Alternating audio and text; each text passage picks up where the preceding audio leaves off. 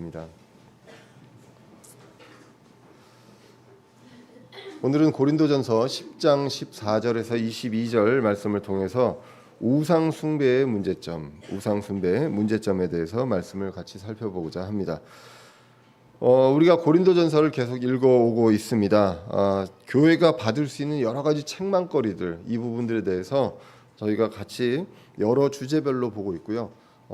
그러면서 고린도 교회만 왜 이렇게 살았을까라고 생각할 것이 아니라 우리 지금 시대의 교회들, 그리고 저와 여러분들 사이에서 충분히 일어날 수 있는 일이다라고 생각하고 돌아볼 수 있는 시간이 되어야 하겠습니다. 그래서 첫 번째는 교회 분열이 이제 4장까지 나왔고요. 그리고 이제 5장에는 이제 음행에 대한 내용이 나왔습니다. 그리고 6장에서는 교회 내의 그 문제들 중에서 외부의 법정으로 가져가는 문제들에 대한 내용이 나왔고, 7장에는 결혼과 이혼 그리고 독신에 대한 그러한 내용들도 이제 나왔던 것을 볼 수가 있습니다. 그리고 이제 8장에서는 우상과 음식에 대한 내용이 나왔고, 10장에서도 이제 이 내용이 간간히 나오고 우상 숭배에 대한 내용들도 이제 나오고 있습니다. 그리고 이제 9장에서는 바울이 고린도 교회의 물질적 지원을 받지 않는 이유에 대해서 나오고 있습니다. 그래서 이제 8장과 10장 전체적으로 보시면 믿음이 강하고 양심이 강한 자들이 우리는 모두 다 그리스도 안에서 자유로운 자지만 자유롭지 않고 계속 내 행동을 조심하고 하는 이유가 있다. 왜냐하면 복음을 가로막지 않기 위하고 약한 자들의 어떤 신앙에 걸림돌이 되지 않게 하기 위함이다라고 강조하고 있습니다. 그래서 고린도전서 8장 9절에 보시면 오직 너희의 이 자유가 약한 자들에게 걸림돌이 되지 않도록 늘 조심하라고 합니다. 우리는 말과 행동에서 조심해야 됩니다. 특별히 행동은 많이들 남한테 피해를 주거나 실족하는 그런 행동을 하는 경우들은 그리 많지 않지만 우리는 말로써 그런 경우들이 이제 많이 있습니다. 그래서 말이 사람들에게, 그리고 약한 자들에게 흔들리거나 걸림돌이 되지 않도록 우리는 늘 조심해야 한다라고 이야기합니다. 그래서 사도 바울은 마치 그 어떤 사람의 부류 또는 민족 또는 이방인, 불신자, 그 율법 위에 있는 자, 율법 안에 있는 자, 율법 밖에 있는 자, 이 모든 자들에게 그와 같이 함께 참여한다라고 합니다. 그래서 이 부분들에 대해서 이제 고린도전서 9장 22절에서 이렇게 기록합니다. 약한 자들에게 내가 약한 자가 된 것은 약한 자들을 얻고자 하며 내가 모든 사람에게 모든 것이 된 것은 어찌하든지 몇 사람이라도 구원하고자 함이라라고 이야기합니다. 그래서 복음이 헛되지 않게, 그리고 그 어떤 사람이라도 그 복음을 전하고 구원받기 위해서 나는 조심하고 또 조심하고, 그리고 그 사람의 입장에서 이야기를 하고 그 사람을 세워주고 하는 그런 일들을 하고 있다라고 이야기합니다. 이제 강한 자들이라고 생각하는 내가 강하다라고 생각하는 자들에게 이제 10장도 이제 그러한 내용들이 계속 이어지고 있는 것을 이제 보게 됩니다. 그러면서 이제 10장에서는 구약 시대 이스라엘 민족들에 대한 내용들이 이제 나와 있었던 것들을 우리가 10장 1절부터 이제 보게 되었습니다. 출애굽을 이야기하고 그리고 광야의 생활을 이야기하고 있습니다. 그래서 그 사례는 그 당시에는 그냥 하라고 했는지 모르겠지만 이 모든 과정들이 다 그리스도의 모형이다라고 이야기를 하고 있습니다. 그래서 이제 2절에서는 구름과 바다 속에서 모세에게로 침례를 받았다. 이 물 안으로 이제 들어가는 이 부분들에 대해서 이제 침례를 이야기를 하고 있습니다. 그리고 이제 3절 4절에서는 영적 음식과 음료, 그러니까 그 당시에 광야의 시대 때 진짜로 먹었던 만나와 물이 있는데, 이거는 그 만나와 물로 끝나는 그 의미가 아니라 바로 그리스도를 이야기하는 거다라고 성경에서 이야기를 하고 있습니다. 그래서 그것은 영적 음식이요 영적 음료다라고 말씀하고 있습니다. 그리고 이제 광야에서 여러 가지 시험들이 있었습니다. 우상 숭배도 있었고요, 음행과 불평, 여러 가지 것들이 있었음을 이제 고린도전서에도 이야기를 하고 있습니다. 이스라엘은 이런 상황에서 넘어졌습니다. 그래서 고린도전서 10장 12절에서는 이렇게 기록합니다. 그런즉 스스로 서 있는 줄로 생각하는 자는 넘어지지 않도록 주의할지니라라고 합니다. 내가 정말로 굳건하게 넘어지지 않게끔 서 있다고 생각하느냐, 넘어진다. 넘어질 수 있기 때문에 조심하라, 주의하라라고 기록을 합니다. 왜? 넘어지게 하는 시험이 있습니다. 템테이션이라고 이야기를 했습니다. 이 시험에는 지난주에도 말씀드렸지만 두 가지가 있습니다. 그래서 마귀가 하는 유혹이 있습니다. 이 시험도 있고요. 그리고 테스트에 대한 시험이 있습니다. 스스로, 그러니까 하나님의 믿음, 그것을 입증하는 그런 시험이 있습니다. 마귀가 하는 시험도 있고 하나님이 하시는 시험도 있다라고 성경이 이제 기록을 하고 있습니다.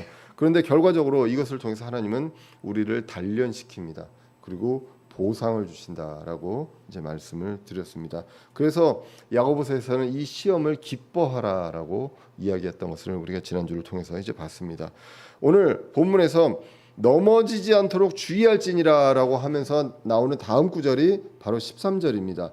사람에게 공통적으로 있는 시험에는 너희가 어떤 시험도 당하지 아니하였나니 하나님은 신실하사 너희가 감당할 수 있는 것 이상으로 시험 당하는 것을 너희에게 허락하지 아니하시고 또한 그 시험과 함께 피할 길을 내사 너희가 능히 그것을 감당하게 하시느니라라고 말씀하고 있습니다.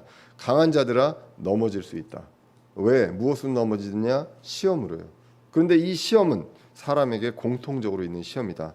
그리고 하나님은 신실하시기 때문에 감당할 수 있는 것 이상의 시험은 허락하지 아니하신다. 마귀가 그것을 하려고 해도 하나님께서 허락하지 않는다라고 이야기를 합니다. 그리고 그 시험에 대해서 피할 길을 주시기 때문에 우리가 그것을 주님을 의지해서 감당할 수 있다라고 말씀하고 있습니다. 그러므로 우리가 의지해야 할 대상은 바로 한 분입니다. 하나님입니다. 특별히 지금 시대에는 우리가 말씀 하나님 그리스도라고 이야기를 할 수 있습니다. 구약에서도 그리스도를 모형으로 이야기했습니다. 신약에서도 그리스도입니다. 이분은 아들 하나님이고 말씀 하나님입니다. 그래서 구약에서 많은 사례에서 모형으로 보여주신 분이 바로 그리스도시다. 그래서 모두에게 시험이 있고 감당할 수 있고요. 피할 길이 있다는 그 믿음, 이 말씀에 의지해서 나아가야 합니다. 그러니까 우리는 누구를 바라봐야 됩니까? 하나님을 바라봐야 됩니다. 그리스도를 바라봐야 합니다. 그러기 때문에 14절에서 이런 말씀을 하십니다. 그런즉 나의 극진히 사랑하는 자들아 우상 숭배를 피하라. 하나님을 바라보고 하나님을 의지하고 하나님을 바라보고 나아가야 되는데 우상 숭배는 바로 반대죠. 그래서 우상 숭배와 하나님을 같이 할 수 있는 것은 불가능합니다. 그렇기 때문에 우상 숭배를 피하라라고 이야기를 하고 있습니다. 아까도 말씀드렸지만 10장 전반부를 보시면 강하다고 생각하는 자들이 넘어질 수 있다는 것을 분명하게 이야기를 하고 있습니다. 그렇기 때문에 주의하라라고 이야기를 하고 있습니다. 그러면서 이스라엘 역사를 보시면 모든 죄 그리고 넘어짐 이 실족하는 것들의 시발점 근원이 무엇이냐라고 보시면 우리가 이야기할 수 있는 확실하게 이야기할 수 있습니다. 바로 우상 숭배입니다. 하나님을 의지하지 않고 순종하지 않고 다른 것으로 눈을 돌리는 것 그것이 우상 숭배입니다. 우리가 눈으로 보는 어떤 형상으로 하는 것도 우상 숭배지만 성경은 탐욕도 우상 숭배라고 이야기를 하고 있습니다. 탐심도. 그렇기 때문에 하나님보다 더 우선순위로 가는 것들 이런 것들이 나에게 있어서 우상이 될 수 있다라는 것을 우리는 분명히 알고 있어야 한다는 것입니다. 그래서 오늘 우상 숭배를 피하라, 넘어지지 마라라고 하고 시험에 대해서 이야기하고 그렇기 때문에 우상 숭배를 피하라라고 이야기를 하고 있습니다. 위어스비 주석에 보면 이렇게 말씀합니다. 오늘 본문을 가지고 이야기하면서 우상 자체는 아무것도 아니다. 그러나 사탄은 그것을 이용해서 우리를 죄로 인도한다라는 것입니다. 우상 자체, 이 실체는 아무것도 없는 것입니다. 눈으로 보여지는 이 형상, 이건 그냥 아무것도 아닙니다. 의미가 전혀 없는 것입니다. 우리가 사람들이 많이 이야기합니다. 아니 제사를 지내고요. 부모를 위해서 조상을 위해서 제사 지내는 게 뭐 그렇게 나쁘냐라고 이야기합니다. 의미 있는 일이죠. 그 부모를 공경하고 조상을 공경하는 것 굉장히 좋은 취지입니다. 그런데 취지만 좋다고 모든 것들이 다 좋느냐? 그런 것이 아니라는 것이죠. 우리가 성경적으로 봤을 때 만약에 조상을 위해서 제사를 지냈는데 그 조상이 직접 온다면 왜 하나님께서 절하지 말라고 하냐는 것이죠. 이미 죽은 사람들이 이 세상을 떠나게 됩니다. 하나님 곁으로 가거나 하늘로 가거나 아니면 지옥으로 가게 됩니다. 이 세상에 남아있는 부모님과 조상은 아무도 없다는 것. 그 상황에서 그러면 조상에게 제사를 지낸다고 할 때 누가 올 것이냐? 조상을 가장한 마귀가 오는 것이죠.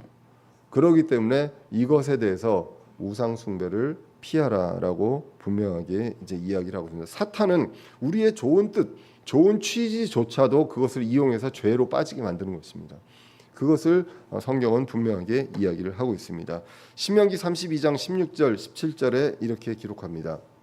그들은 이방 신들로 그분의 질투를 일으키고 가증한 것들로 그분의 분노를 일으켰도다. 왜 하나님께서 질투를 일으키고 왜 분노하십니까? 그냥 부모 잘 섬기고 조상 잘 섬기는데 왜 하나님께서 분노하십니까? 그 우상을 통해서 우리가 마귀에게 경배하기 때문에, 사람들이 마귀에게 경배하기 때문에 그것을 가지고 하나님의 분노를 일으키게 됩니다. 그래서 그들이 하나님께 희생물을 드리지 아니하고 마귀들에게 드렸으니 곧 자기들이 알지 못하던 신들, 너희 조상들이 두려워하지 아니하던 신들, 새로이 일어난 신들, 새로운 신들에게 드렸도다. 하나님께 희생물을 드려야 되는 것을 하나님이 아닌 다른 존재에게, 근데 이 존재가 실체가 하나도 없는 것들이고 알지 못하고 두려워할 것들이 아무것도 아닌 것들에게 드리는데 그것을 통해서 마귀가 이제 행사한다라고 성경이 분명하게 이야기를 하고 있습니다. 시편 106편 34절 36절에서도 그들은 주께서 자기들에게 멸하라고 명령하신 그 민족들을 멸하지 아니하시고, 누구 얘기하는지 아시잖아요. 이스라엘 민족들에게 진짜 그 이방인들과 전쟁을 하고 거기를 완전히 정복했을 때 대부분 다 그 민족을 멸하라고 합니다. 그런데 그 명령하신 것을 그렇게 하지 않고 어떻게 합니까? 오히려 그 이교들과 함께 섞입니다. 참여합니다. 오늘 본문에서 참여에 대한 내용이었는데 이들과 함께합니다. 그리고 그들의 행위를 어떻게 합니까? 배웁니다. 그리고 그들의 우상들을 섬깁니다. 처음엔 어떻게 합니까? 함께합니다. 그 다음에 그들로부터 배웁니다. 그 다음에 우상들을 섬겼습니다. 그래서 그들에게 올무가 되었습니다. 교회가요, 세상을 가르쳐야 합니다. 세상에 그 수많은 죄악들과 이런 것들이 있을 때 교회가 가르쳐야 합니다. 그리고 복음을 선포하고 그리스도께로 돌아오게끔 해야 합니다. 그런데 지금은 많은 교회가 세상으로부터 배웁니다. 세상과 함께하고 세상으로부터 배웁니다. 그 다음에 어떻게 됩니까? 우상을 섬기게 됩니다. 이 순서가 성경에서 나오게 됩니다. 이제는 교회들도 돈을 쫓아갑니다. 그리고 교회도 명예를 쫓아갑니다. 그리고 교회에 있는 그 아이들 보고도 무조건 명문대 가서 돈 벌려고 합니다. 그들의 어떤 좋은 적성과 하나님이 주신 탤런트를 생각하는 것이 아니라 그렇게 하고 똑같이 믿지 않는 자들처럼 일요일 날 오후에도 학원을 많이 갑니다. 예. 그러니까 학원이 나쁘다는 것이 아닙니다. 학원 가야죠. 학원 가야 되지만 우선순위 입장에서 우리는 무엇을 우선순위에 놓고 있느냐라는 것이죠. 그런데 교회도 세상 사람들과 같이 우선순위를 그렇게 두고 있습니다. 내 자식이 잘 되고 좋은 대학 나오고 좋은 직장 잡고 그리고 잘 살아야죠. 그때까지 조금만 교회는 멀리하라. 교회에 너무 많은 시간 보내지 말고. 그렇게 실제로 많이들 합니다. 우리 교회는 그렇지 않지만 많은 기성교회 진짜로 그렇게 많이 하고 있습니다. 시작은 이교도들과 섞입니다. 그 다음에 행위를 배웁니다. 그리고 나중에는 우상을 섬기게 됩니다. 눈에 보이는 우상을 섬기는 게 아니라 하나님보다 복음보다 더 우선순위에 있는 그것들을 섬기는 그러한 일들로 가기 때문에 이 우상 숭배를 피하라라고 성경이 이야기를 하고 있습니다. 우상 숭배가 보통 우리가 구약에서 언제 옵니까? 이스라엘 민족들이 편해졌습니다. 그리고 먹는 것도 있습니다. 그리고 교만해졌습니다. 내가 강해졌다고 생각할 때, 그리고 또 실증 날 때, 그 이 단조로운 생활이 실증 날 때, 그럴 때 이제 우상 숭배가 있습니다. 그래서 많은 사례에서 시작이 우상 숭배를 이야기하고 있습니다. 그래서 성경은 분리를 강조합니다. 그래서 우상 숭배를 피하라라고 얘기합니다. 영어로 flee라고 나오는데요. 이것은 분리하는 것입니다. 떠나는 것입니다. 그러니까 피하라는 것이 완전히 그쪽과 함께하는 것이 아니라 완전히 분리되고요. 그리고 거기를 떠나고 완전히 거리를 두는 그러한 의미를 이야기하고 있습니다. 이 성경에서는 이 플리라는 단어, 피하라는 것들이 이제 어디서도 나왔냐면 고린도전서 6장 18절에서도 음행을 피하라라고 나왔습니다. 그리고 디모데후서 2장 22절에서도 청년의 정욕을 피하라라고 합니다. 그리고 오늘 본문에서 우상을 피하라라고 합니다. 이것들이 다 같은 맥락이라는 것이죠. 하나님보다 더 우선순위에 있는 것들을 찾게 됩니다. 로마서 1장에서는 어떻게 얘기합니까? 하나님을 찾지 않는 사람들, 하나님께서 그들을 내버려 둔다고 합니다. 내버려 두면 자신만의 길을 가고 우상을 찾게 됩니다. 예레미야 2장 13절에서 이스라엘 민족들에게 그들은 나를 버렸다라고 합니다. 그리고 그들은 어디로 갔느냐? 그 자신만의 어떤 터진 물 저장고를 만들었다고 합니다. 그렇기 때문에 거기에 물을 계속 채웁니다. 우상이 있고요. 거기다 뭘 채우는데 채워지지가 않습니다. 계속 새기 때문에. 그래서 욕심이 있고 계속 거기에 치중하게 되는 그러한 일들이 일어나고 있다라고 이야기를 하고 있습니다. 그래서 우상 숭배를 피합니다. 우상이 왜 아무 실체 없는 우상인데 왜 피합니까? 마귀가 그 뒤에 있기 때문에, 그 뒤에 숨어 있기 때문에 피하게 됩니다. 그러면 피하고 어떻게 하라고 얘기합니까? 야고보서 4장 7절입니다. 그러므로 하나님께 복종하라. 그리고 마귀를 대적하라. 우상을 숭배하라. 이 반대가 무엇입니까? 복종하고 대적하라는 것입니다. 적이는 적이라는 것입니다.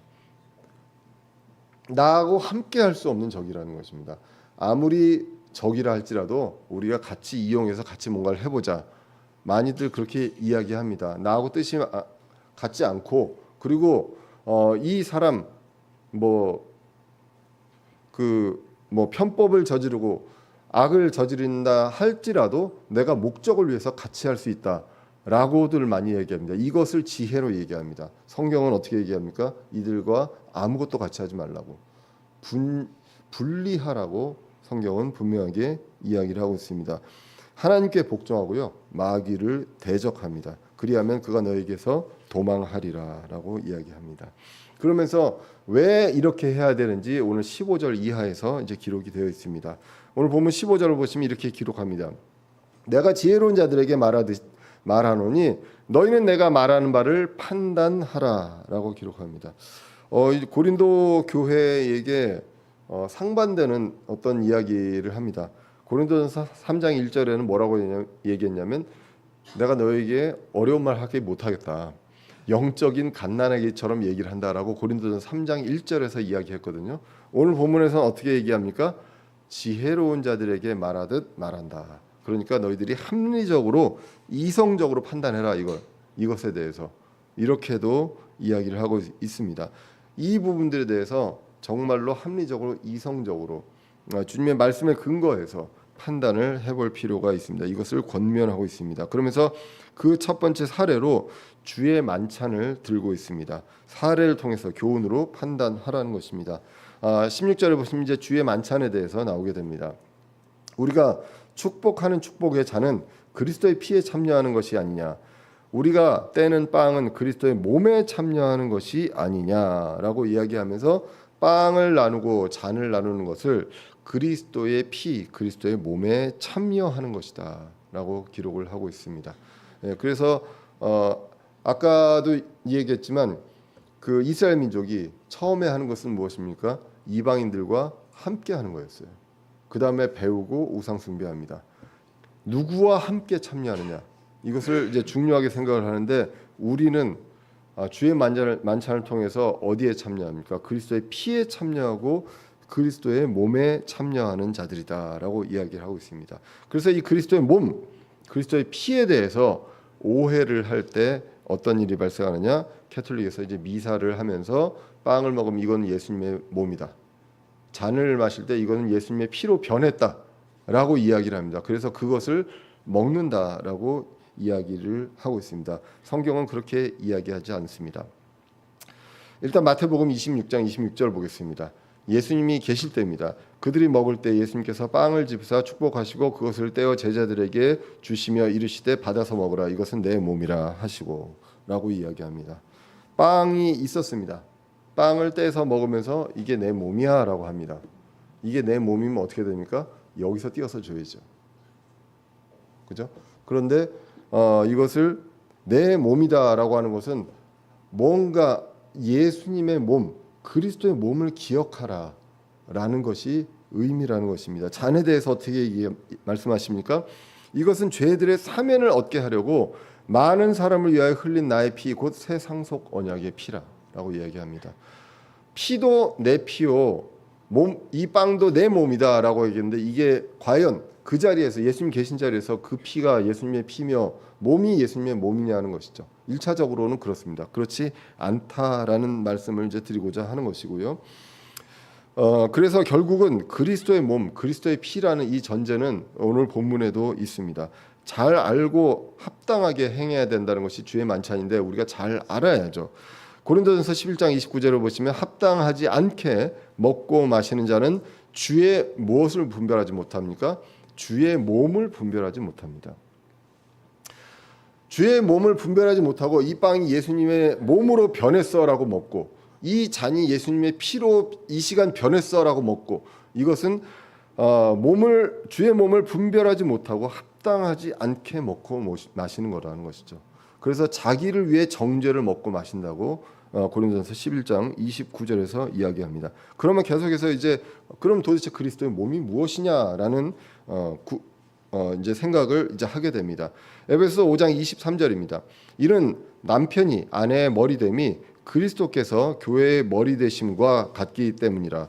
그분은 그 몸의 구원자시니라라고 기록합니다. 그래서 그리스도께서 교회의 머리가 된다고 합니다. 그리고 그분의 몸은 그 몸의 구원자다라고 이야기를 하고 있습니다. 그래서 몸과 머리와의 관계가 나옵니다. 그래서 약간 구체적으로 나오지 않지만 이 그 몸이라고 표현한 것이 무엇이냐라는 것이죠. 그리스도께서 일단은 교회의 머리입니다. 그리고 그러면 몸이 있겠죠. 머리가 있으면 이 교회는 무엇이겠습니까? 그분의 머리만 딱 떨어져서 우리 교회로 왔을까요? 예, 우리가 그리스도의 몸입니다.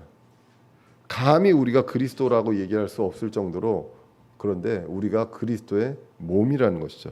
그리스도의 몸이 하나님의 교회입니다. 더 구체적으로 하나님께서 말씀하신 성경을 찾아보겠습니다. 고린도전서 1장 2절입니다. 고린도에 있는 하나님의 교회. 이제 누구에게 이 편지를 보내느냐? 고린도에 있는 하나님의 교회를 보냅니다. 어떤 지역 교회가 아니라 전체 그 보편적인 그 하나님의 교회를 이야기하면서 곧 이 교회가 누구냐? 그리스도 예수님 안에서 거룩히 구별되고 성도로 부르심을 받은 자들입니다. 또 각 처에서 예수 그리스도 우리 주 곧 그들과 우리의 주 되신 분의 이름을 부르는 모든 자들이죠. 교회가 저와 여러분들이 교회죠. 사람들입니다. 누굽니까? 그리스도를 믿고 부르는 그런 사람들입니다. 이 사람들이 바로 하나님의 교회입니다. 건물도 아니고 어떤 것도 아니고 사람들임을 알 수가 있습니다. 그러니까 저와 여러분들이 하나님의 교회입니다. 그런데 이 교회를 뭐라고 얘기하느냐? 고린도서 12장 27절입니다. 이제 너희는 그리스도의 몸이요 개별적으로 지체다라고 이야기합니다. 우리가 몸이고요. 우리의 머리가 바로 그리스도다라고 이야기를 하고 있습니다. 그래서 그리스도가 있다면 머리와 몸이 있는데 이 몸이 무엇으로 구성되어 있습니까? 저와 여러분들로 구성되어 있습니다. 그 안에 채워져 있는 존재가 바로 저와 여러분들이다라고 기록을 하고 있습니다. 그래서 그리스도와 피의 몸에 함께 참여한다는 것, 이미 그리스도의 몸 안에 들어와 있는 저와 여러분들이 함께 하고 있는 것입니다. 그래서 하나님은 분노하실 수밖에 없었습니다. 이스라엘 민족들은 어땠습니까? 이방인들과 함께 합니다. 그들에게 배웁니다. 그리고 우상 숭배를 했습니다. 근데 우리는 어디 안에 있습니까? 그리스도 안에 있어요. 그리스도란 몸 안에 우리가 있다라고 성경은 이야기를 하고 있습니다. 어떻게 들어왔습니까? 그리스도 안으로 침례를 받아 들어왔습니다. 갈라디아서 3장 27절입니다. 너희 중에 그리스도 안으로 침례를 받은 자는 다 그리스도로 옷 입었느니라라고 성경이 이제 기록하고 있습니다. 그래서 우리가 그리스도의 몸입니다. 한 몸을 이루고 있다라고 이야기를 하고 있습니다. 그래서 오늘 고린도전서 10장 17절에서 우리가 많아도 한 빵이요 한 몸이니 이는 우리가 다 그 한 빵에 참여하는 자들이기 때문이다라고 기록을 합니다. 그 빵이 있습니다. 이 빵이 뭐냐? 한 빵입니다. 여러 개의 빵을 같이 그냥 각자 먹는 것이 아니라 그 빵을 떼어서 먹습니다. 이 빵이 의미하는 것이 무엇이기 때문에 예수님께서 제자들에게 이야기를 했습니까? 이것이 바로 그리스도다. 그리고 이 안에 이제 너희들이 함께 할 것이다. 그렇기 때문에 그것에 함께 참여하는 것, 이것을 기억하게 하기 위해서 빵을 나누고 잔을 나누는 것을 주님 다시 오실 때까지 하라라고 고린도전서 11장에서 이제 이야기를 하고 있습니다. 그러면서 고린도전서 11장에서는 기억하라라고 하거든요. 지금 우리가 어디에 있는지 기억하는 것입니다. 그리고 우리가 누구와 함께 있는지 기억하라는 것. 그것을 하면서 빵을 나누라고 이야기를 합니다. 그래서 우리는 한 몸입니다. 이 몸은 하나라고 고린도전서 12장 12절에서 기록합니다. 몸은 하나이며 많은 지체를 가지고 있고 그 한 몸의 모든 지체가 많아도 한 몸인 것 같이 그리스도도 그러하니라 라고 기록을 합니다. 그래서 저와 여러분들이 한 몸을 이루고 있습니다. 그리고 그 안에 지체가 있습니다. 지체는 영어로도 멤버입니다. 멤버가 되어 있습니다. 피터 러크만 목사님은 주석에서 오늘 본문 주석에서 이렇게 기록합니다. 주의 만찬은 그리스도의 피의 교제요 그리스도의 몸의 교제다. 주의 만찬은 무엇이냐? 이미 그리스도의 몸 안에 들어온 이 지체들이 같이 교제하는 것입니다. 그리고 또 한 가지 기억하는 것이다라고 이야기합니다. 고린도전서 11장 23절에서 26절에서는 예수님의 찢긴 몸을 우리가 빵을 나누면서 기억합니다. 그리고 잔을 나누면서 그분의 피로 세우신 상속 언약을 기억하게 된다라고 이야기를 합니다. 그래서 11장 26절에서는 주의 죽으심으로 그리스도의 몸에 참여하게 된 우리가 그분께서 오실 때까지 그것을 보인다라고 기록을 하고 있습니다. 계속해서 우리가 누구냐? 그리스도 안으로 침례를 받았습니다. 그분의 죽음 안으로 들어왔습니다. 예수 그리스도가 왜 죽으셨냐? 저와 여러분들을 위해서 죽었기 때문에 그 죽음 안으로 침례되었다라고 로마서 6장 3절에서 기록합니다. 예수 그리스도 안으로 침례를 받은 우리가 다 그분의 죽음 안으로 침례를 받은 줄을 너희가 알지 못하느냐라고 기록을 하고 있습니다. 이것을 기억하고 주의 몸을 바르게 분별하고 합당하게 주의 만찬을 하는 것, 그것이 중요합니다. 주의 만찬을 하면서도 우상 숭배를 하고 생각을 할 수 있느냐? 그렇지 않습니다. 합당하게 이러한 것들을 해야 한다는 것입니다. 그 다음에 이제 18절 이하에서는 이제 주의 만찬에서 떠나서 이제 이스라엘 민족이 제단에 참여한 구약에서 제단에 함께 참여한 사례를 이야기합니다. 이것도 주의 만찬과 유사하게 이제 우리가 우상 숭배를 하면 안 되는 그러한 사례로 이야기를 하게 됩니다. 고린도전서 10장 18절입니다. 육체를 따라 난 이스라엘을 보라. 희생물을 먹는 자들이 제단에 참여하는 자가 아니냐라고 기록을 합니다. 그래서 희생물을 드립니다. 그리고 그 희생물을 하나님께 드리고 그 희생물을 함께 먹었습니다. 그리고 그 사람들이 제단에 함께 참여한 자입니다. 이제 예수 그리스도가 희생물로 오셨잖아요. 희생물로 오시고 우리가 그분의 몸으로 상징되는 것을 먹습니다. 그렇기 때문에 그분의 몸 안에 그 제단에 참여하는 자, 이 면에서 같은 것을 이야기하고 이것조차도 그리스도의 모형입니다. 그래서 이러한 것들도 우리 그 성경을 통해서 이제 볼 수 있지 않느냐라는 것을 이야기합니다. 그러면서 이제 원래 주제였던 우상 숭배로 다시 돌아옵니다. 그러니까 결국은 무엇을 먹고 마시고 같이 참여한다는 것은 거기에 함께하고 거기에 참여하고 그것을 드리는 것이다라는 그 의미로 이야기하면서 주의 만찬과 이제 희생물의 제단을 이야기했고 다시 19절에 우상 숭배로 돌아옵니다. 그래서 그런즉 내가 무엇을 말하느냐? 우상은 무엇이며 우상들에게 희생물로 바친 것은 무엇이냐라고 말씀합니다. 우상은 아무것도 아니다. 실체가 아무것도 없고 아무 의미 없는 그것이다라고 성경은 분명하게 이야기를 했습니다. 고린도전서 8장 4절입니다. 그러면 우상들에게 희생물로 바친 그것들을 먹는 것에 관하여 우리가 우상은 세상에서 아무것도 아니며 한 분 외에는 다른 신이 없는 줄 아노라라고 분명하게 이제 기록을 하고 있습니다. 그래서 우상도 의미가 없고요. 거기에 바친 희생물 아무 의미가 없습니다. 그런데 이방인들과 함께 거기에 함께 있고 그것을 나눠 먹는다. 그것은 거기에 참여하는 일이다라고 이야기를 합니다. 자유롭기 때문에 그거 먹는 거 문제가 안 됩니다. 먹는 거 자체로 아무 의미가 없다라고 고린도전서 8장에서 이야기했잖아요. 그럼에도 불구하고 이게 심각한 것은 믿지 않는 자들과 그것을 함께 하는 것. 그것은 이스라엘 민족들이 이방의 신들의 그 제단에 함께 참여하고 그 다음에 배우고 이렇게 했던 그 순서의 시작임을 성경은 이야기를 하고 있습니다. 자유인에게 의미가 없지만 의미 없게 생각하고 그렇지만 그러나 이것을 심각하게 바라봐야 되는 그 의미를 오늘 본문이 이야기하고 있습니다. 그래서 고린도전서 10장 20절 아까 19절에는 뭐였습니까? 우상 아무 의미가 없다였습니다. 그런데 그러나로 하죠. 우상은 의미가 없지만 내가 말하건대 이방인들은 자기들이 희생물을 드린 그것들을 하나님께 희생물로 드리지 아니하고 마귀들에게 드리나니 나는 너희가 마귀들과 교제하는 것을 원치 아니하노라. 자, 원래대로 하면요, 이방인들은 자기 희생물로 드리는 것을 우상에게 졌습니다. 마귀라고 하고 준 적은 없거든요. 이방인들도. 그런데 이 우상들에게 희생물로 드린 것 자체가 하나님께 희생물로 드리지 않고 누구에게 드렸다고 합니까?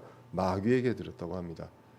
본인들은 우상에게 마귀에게 줬다고 생각하지 않지만 이게 결과적으로 마귀에게 드린 게 되고요. 그리고 거기에 참여한 게 마귀들과 교제하는 것입니다. 아까 그리스도의 몸과 그리스도의 피에 그 참여하는 것, 이 주의 만찬에 참여하는 것은 무엇입니까? 그리스도의 몸된 지체들과 교제하는 것이었습니다.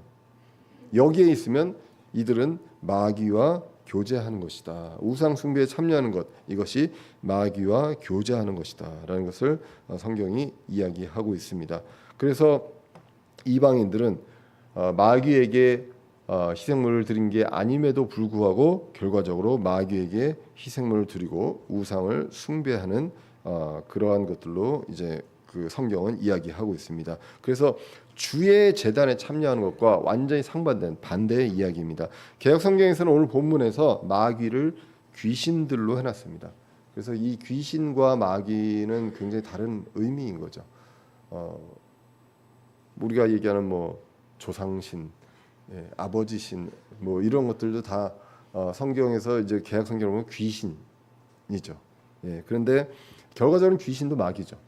마귀인데 이 마귀를 이제 귀신으로 이제 그 여기서는 이제 개역성경에서는 번역을 했다라고 이제 말씀을 드립니다.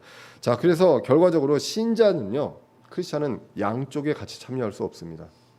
내가 소속이 여기인데 완전히 적입니다. 저기는 적. 근데 여기에도 있고 저기에도 있고 이거 자체가 말이 안 된다는 거죠. 그리고 우리가 주의 만찬을 하면서 우리는 압니다. 우리의 멤버십을 알아요.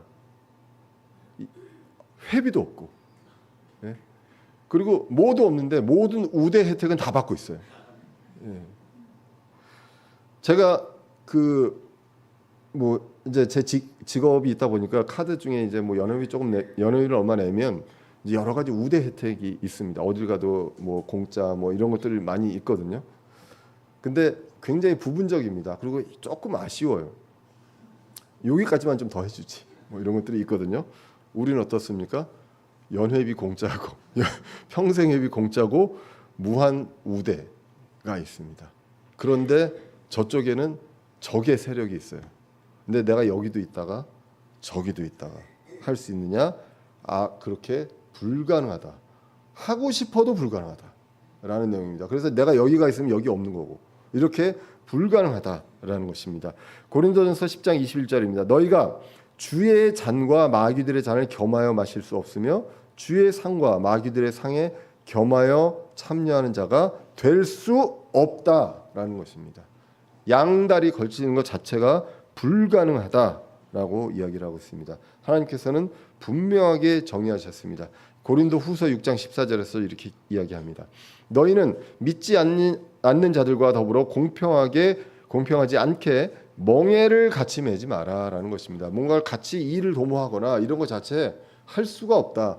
내가 여기까지만 이용하고 이 사람이 그래도 이런 것들 잘하니까 이렇게 하고 이런 것들 자체 하나님의 일을 하는 데 있어서 이거 자체 불가능하다라는 것입니다. 그래서 의가 불의와 무슨 사귐을 갖겠느냐, 빛이 어둠과 무슨 친교를 나누겠느냐, 그리스도가 벨리알과 무슨 일치를 보겠느냐, 혹은 믿는 자가 믿지 않는 자와 무슨 몫을 나누겠느냐라고 이야기합니다.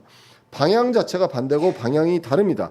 질적으로 다릅니다. 함께 할 수 없는 그러한 존재들입니다. 그래서 목적을 위해서 융통성 있게 사용하냐, 이거 자체가 근본적으로 안 되는 내용입니다. 그래서 우상 숭배를 피하라는 것은 우상을 피하라는 것이 아니라 그 뒤에 있는 마귀를 보라는 것입니다. 그 뒤에 있는 마귀를 보고 우리의 대적이고 마귀를 대적하라고 합니다. 그래서 우리와 함께 있는 하나님이 계십니다. 절대 마귀가 이길 수 없는 분이 우리와 함께 하시기 때문에 우리는 당당하게 대적할 수 있잖아요. 내가 좀 힘이 약하고 하면 전략적인 후퇴 그리고 전략적인 어떤 동맹 해야 될 필요도 있습니다. 그런데 우리는 아무 그 필요가 없어요. 왜? 하나님과 마귀 자체가 게임이 안 되기 때문에. 그런데 우리가 거기에 서 있는데 저쪽을 이용한다는 것은 하나님의 권능을 생각하지 않는 거죠. 그렇기 때문에 우리는 성경에 이렇게 나와 있는 것을 분명하게 우리가 보고 가게 됩니다. 마귀와 교제할 수 없습니다. 그래서 이제 분명하게 말씀합니다. 우리가 주의 질투를 일으키겠느냐, 우리가 그분보다 강하냐라는 것이죠. 우리가 그분보다 강할 수 있냐. 내가 아무리 강하다고 생각하고 넘어지지 않는다라고 생각해도 우리가 하나님보다 강할 수 있느냐. 그런데 왜 하나님의 질투를 일으키겠느냐라고 이제 물어보게 됩니다. 하나님께서는 분명하게 이 질투하신 하나님이고 마귀와 교제를 허락하지 않는 강한 표현들을 많이 하셨습니다. 출애굽기 20장 5절에 보시면 그것들에게 절하지 말고 그것들을 섬기지 말라. 나는 곧 주 내 하나님은 질투하는 하나님이니라. 나는 나를 미워하는 자들에게 아버지들의 불법을 자손들에게 벌어사 3, 4대까지 이르게 하거니와 라고까지 이야기합니다. 우리가 착각하는 것이 있습니다. 내가 하나님 미워하지는 않아요. 근데 내가 여기도 괜찮아요. 아니라는 거죠. 내가 다른 것을 섬기는 것은 하나님을 미워하는 것이다 라고 분명하게 단정을 짓고 그렇게 정의하고 계십니다. 신명기 32장 21절입니다. 그들이 하나님이 아닌 것으로 나를 움직여 질투하게 하였고 자기들의 헛된 것들로 내 분노를 일으켰으니 나도 백성이 아닌 자들로 그들을 움직여 질투하게 하며 어리석은 민족으로 그들의 분노를 일으키리라 라고 이스라엘에게 경고했던 하나님의 말씀.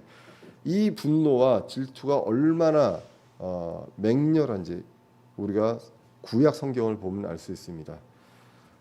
정말 오래 참으시는 하나님이 은혜가 되고 구원이라는 게 정말 말씀이라는 것을 정말 하나님의 말씀이라는 것을 느끼게 됩니다. 저와 여러분들을 보고 오래 참지 않으시겠습니까?